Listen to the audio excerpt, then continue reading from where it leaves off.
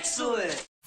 Hello everyone and welcome to today's video. This is kind of an impromptu off-the-cuff one because I wasn't really planning on doing a video today, but then I got a package in the mail and I was like, I want to do a quick unboxing of these because what I got is these new Fractal Design Venturi HP-12 fans. I got 6 of them total. They're 120 millimeters. I know I've already broken one of the cardinal rules of unboxing because I've already unboxed one of them, but that's okay because I have 6 of these, so I can unbox one of the other ones for you guys.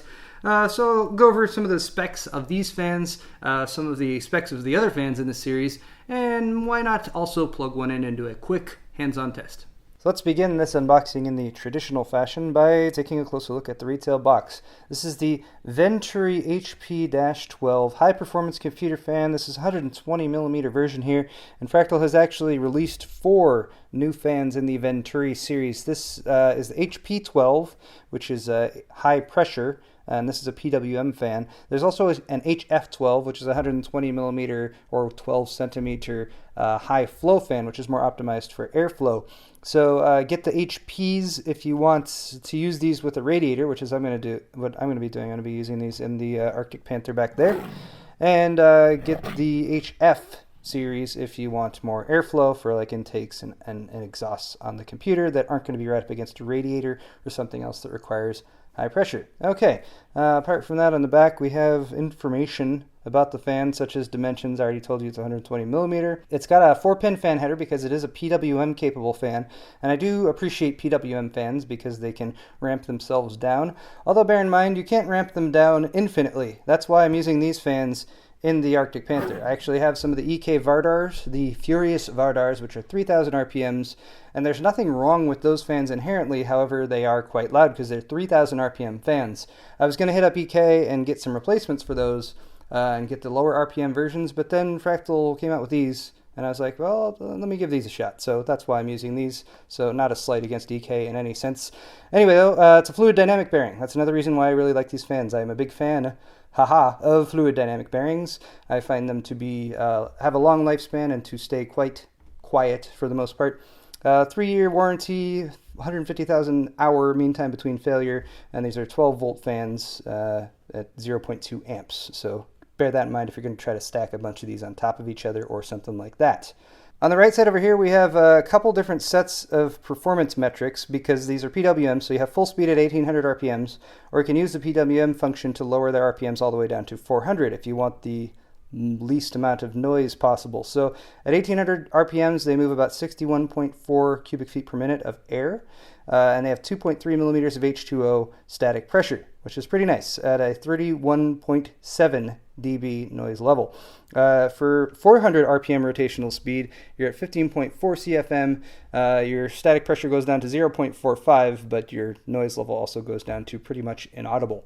All right, what else? Ooh, look, this is a fan with a flappy flap that opens. That's rare. I don't see those. So look, you got a peekaboo window in here. And then you have a little layout of the actual fluid dynamic bearing. And I thought that was kind of interesting. You guys want to read this? I bet you do. The inner surface of a true FDB bearing is covered with 2 sections of small herringbone grooves.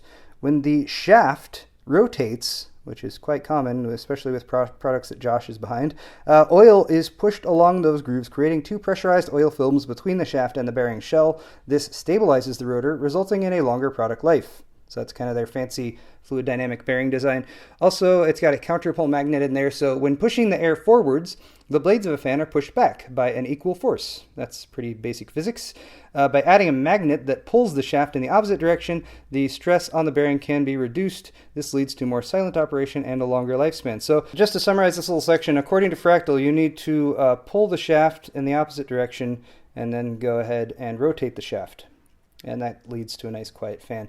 They also have some optimized design here for their optimized blade and stator design. That's interesting. The noise created when the blades pass the stator struts. Oh, the struts. Okay, so the things that kind of hold the center in place. These things. That's what those are. Okay, so the noise created when the blades pass the stator struts is significantly reduced by 3 features: aerodynamically shaped struts, including the wire strut, tone diffusing notches on the blade edges, and the very wide angle between the stator struts and the trailing edges of the blades. Does that make sense to you guys? Sure it does. And then finally, I'm doing this completely out of order, but tripwire technology. So based on technology commonly used on airplane wings, the tripwire introduces a layer of turbulent air near the leading edge of the fan blade. That way, sudden boundary layer separation can be avoided, giving a smaller turbulent layer at the end of the fan blade. This reduces noise and improves fan efficiency. Now, with the product out of the box, you can see Fractal has gone with a fairly unique design here, really something that I haven't seen before when it comes to case fans. Oh, I'm sorry. This is the Venturi. That's made for aerating wine. Easy mistake to make. Let's go ahead and get this out of the box, though. So we'll take a look at the accessories that are included here, and Fractal has dropped in a few extra goodies here, aside from the fan itself, which I found nice. And I will also point out to you some of the accessories that come not just with this high pressure version, but also with the HF version. So there's the fan. With the HP versions, HP-12 or HP-14, if you're going 120 or 140 millimeters, you get a PWM splitter. And I think this is nice to have because often these are going to be used on radiators. Radiators are frequently 2 or 3 fans that are required, and being able to split that off with the full 4-pin PWM capability is going to be nice, and it will help you allocate your fans to fan headers that might be in your case.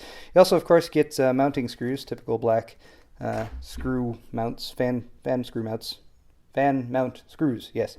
And then, of course, the fan itself. So taking a look at the center, you might recognize this design just a little bit. In fact, I have its counterpart over here, so let's bring that in here to take a look. So this is the 140 millimeter fan that I took out of the Define R5.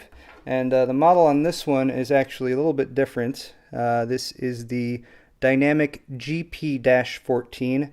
And you'll notice some of the different things. I think this might still have the FDB bearing in there, but you're not going to have like the rubber on the outside. These are plastic on the outside. You don't get the sleeved cable as well, and these are 3-pin. Gives you voltage control, not necessarily the 4-pin. That the Venturi HP-12 gives you. Now, a cool thing that they give you with the 140 millimeter models that isn't included here because these are 120 is they actually give you removable, replaceable rubber corners. So these are rubber, of course, so when you screw these in, the screw is not going to touch anything that's not rubber, so that's pretty cool. But again, on the 140 millimeter versions, they actually give you some replacement corners. They give you 105 millimeter mounting space, so you can actually mount the 140s on smaller fan mounts, which is pretty cool. What else do we have here? Oh, of course, the cable. There we go. Nicely sleeved, all in black. This is another nice benefit as opposed to the Furious Vardars, which have the red cable, which I was going to have to sleeve. These I think I can leave as is because this is a decent sleeving job. You can see some heat shrink there, but not terrible by any stretch. And there, of course, is your 4-pin header at the end as well. One other thing to mention, since these are the HP versions, and as I already showed you, they come with a little splitter.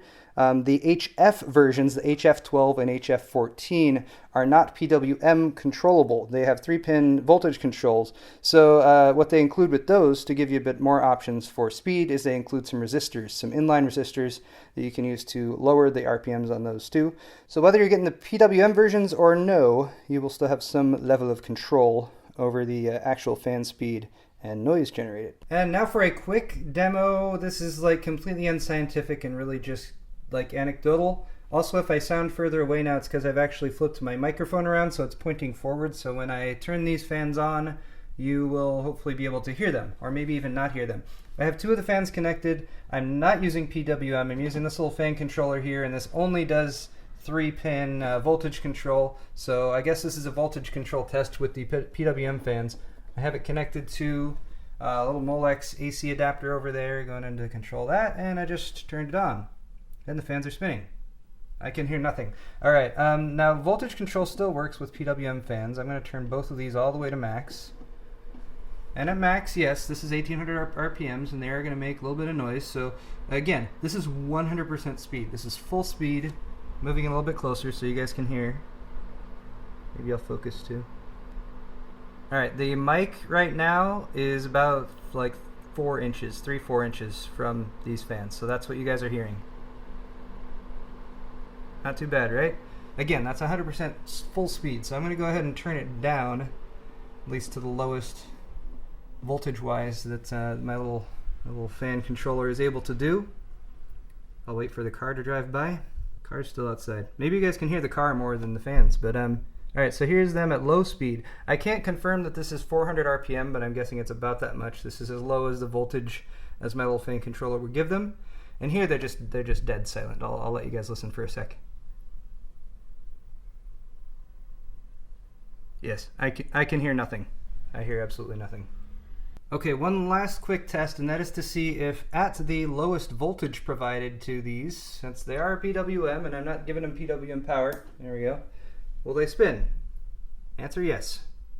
So cool. Even if you're not connecting these to a PWM controllable fan controller or motherboard header, it's good to know that you can still get nice low RPMs out of them. But that's the benefit of PWM, is you still can do voltage control as well. And guys, that is just about going to wrap it up. So I hope you've enjoyed this little video, my quick demonstration of the Fractal Design Venturi HP-12 fans. Again, there's HP for high pressure, 12 and 14 centimeter designs.